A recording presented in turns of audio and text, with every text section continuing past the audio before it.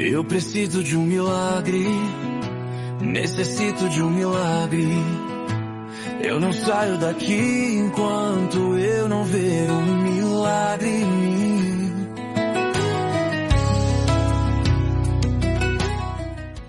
Graça e paz do Senhor Jesus a todos. É sempre um prazer, uma alegria estar aqui com vocês. Se você é novo no canal, não esqueça de acionar o sininho das notificações para receber um capítulo todos os dias. E se você já é meu seguidor, já sabe, né? Deixa aquele like e um comentário, que ajuda muito o canal. Aleluia! Compartilhe com mais pessoas também, se você puder. Hoje nós estamos gravando 1 Reis, capítulo 14, que continua a história de Jeroboão. E aqui vai dizer que o filho de Jeroboão, chamado Abias, adoece. E ele pede para sua esposa que fosse até o profeta Aías, levando-lhe presentes para saber se este poderia obter um favor de Deus, pois fora esse profeta que profetizara o reinado na vida dele. Ele lhe diz, porém, para ir disfarçada. Versículos 1, 2 e 3. Aías estava cego, mas Deus já tinha lhe avisado que a esposa de Jeroboão iria até ele. E lhe disse para dar um recado do Senhor a ele. Versículos 4, 5 e 6. Assim que ele entrou na casa de Aías, ele já lhe diz: entre, esposa de Jeroboão, tenho pesadas notícias para te dar. Versículo 8. Vai e diz a Jeroboão que eu, o Senhor, o exaltei e o fiz príncipe sobre Israel. Rasguei o reino de Davi e dei a você, mas você não fez como meu servo Davi. Não seguiu meus mandamentos e fez só o que era reto aos seus olhos. Versículo 8. Por isso, trarei o mal sobre a casa de Jeroboão e lançarei fora o remanescente da sua casa, desde o que retira o esterco até que tudo se acabe. O que morrer na cidade será comido pelos cães, e o que morrer nos campos serão comidos pelas aves. Versículos 10 e 11. E quando você puser o pé na soleira da cidade, seu filho morrerá. Versículo 12. E todo Israel o pranteará e o sepultará. Só Jeroboão irá ao sepulcro, porque eu encontrei algo bom nele para com o Senhor, o seu Deus. Versículo 13. Além disso, um novo rei será levantado em Israel, porque Israel será ferido como um junco quando é sacudido sobre as águas. E arrancarei Israel dessa boa terra, a qual deu a seus pais, e eles serão espalhados além do rio, porque fizeram seus bosques, provocando o Senhor a ira. Versículo 15. E ele desistirá de Israel por causa dos pecados de Jeroboão, que pecou e fez Israel pecar. Versículo 16.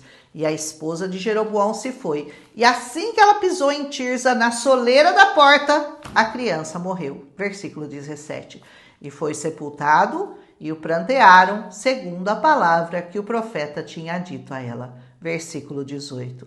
Os demais feitos de Jeroboão estão descritos no livro de Crônicas. Versículo 19.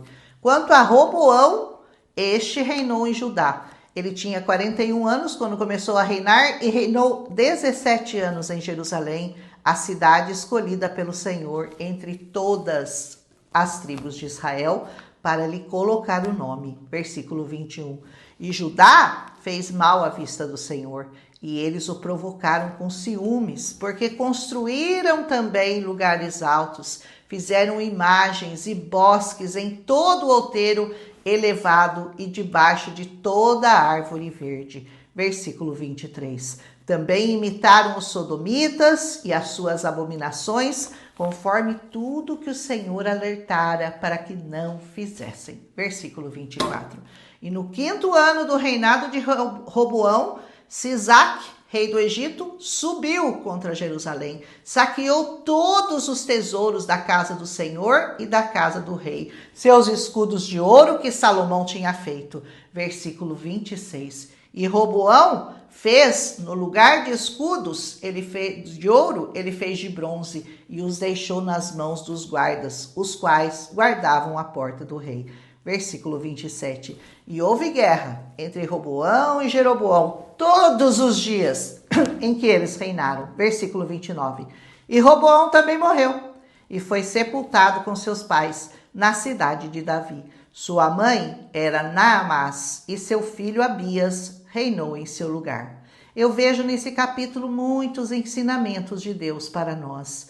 O primeiro deles é que não adianta você querer desobedecer a Deus e depois se disfarçar de bonzinho, com presentes, tentando agradá-lo e obter favores do Senhor.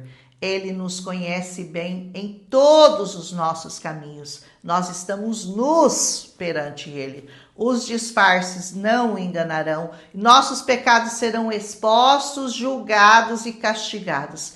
Ele até poderá nos dar uma morte tranquila, como ele fez com Jeroboão, reconhecendo algo de bom nele. Mas a semeadura é sempre obrigatória e fatal. Perdeu seu filho, mas o pior foi perder o reconhecimento do Senhor sobre a sua vida. As coisas ruins, frutos de plantios ruins que fizermos, a seu tempo nos alcançarão e teremos que colher com choro, com amargura e com tristeza de alma. Não adianta, teremos que colher o que plantamos, fora da vontade e dos mandamentos do Senhor. Quanto a Jeroboão, fez o mesmo e perdeu os tesouros que seu pai lhe deixara. Nosso maior tesouro é esta preciosa palavra que precisamos guardar com zelo e amor no coração, para que o diabo, nosso adversário, não adentre o nosso templo, não adentre o nosso coração para roubá-la de nós e tenhamos que substituir o ouro pelo bronze. Essa palavra, essas promessas, esses princípios têm que estar muito bem guardados em nós e não são negociáveis. Não se deixe enganar por doutrinas, por falsos mestres, por falsas promessas. Não queira entrar em guerra com o Senhor. O resultado é o mesmo para todos: desilusão, desgraça, tristeza, sofrimento e dor. E o pior, a condenação eterna da sua alma. Como diz o Salmo 119:1, escondi esta palavra no meu coração para não pecar contra o Senhor, meu Deus. E também nos ensina este capítulo como devemos honrar nossas mães e as mães dos nossos maridos, das nossas esposas, como se elas fossem nossas próprias mães. Toda vez que a Bíblia se refere a alguém, ela nos diz: filho de fulana, filho dessa, filho daquela, e dá os nomes, sempre citando o nome da mãe. Se você não está disposto a honrar a mãe do seu marido ou da sua esposa como se fosse a sua própria mãe, não deveria casar-se com essa pessoa para não pecar contra o Senhor.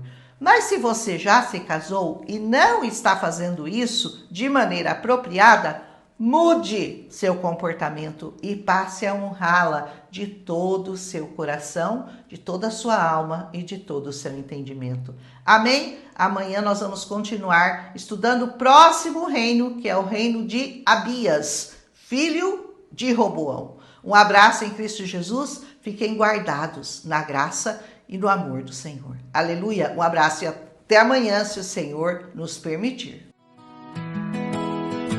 Eu preciso de um milagre, necessito de um milagre. Eu não saio daqui enquanto